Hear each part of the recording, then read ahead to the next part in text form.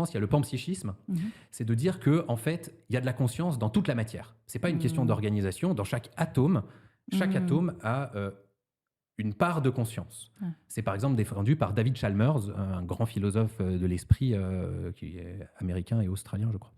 Et David Chalmers défend ça, il est panpsychiste, et il amène à penser qu'il y a, il y a une dualité, mais une dualité intrinsèque à la matière. Chaque atome de matière, chaque particule, chaque petit élément de matière, peu importe à quelle échelle on descend, participe à la conscience. Et donc, ça amène, c'est aussi ce qui s'appelle la théorie de l'information intégrée, ça amène à considérer que cette table a un niveau de conscience. C'est son niveau de réactivité au monde. Évidemment, il est beaucoup plus bas celui d'un humain.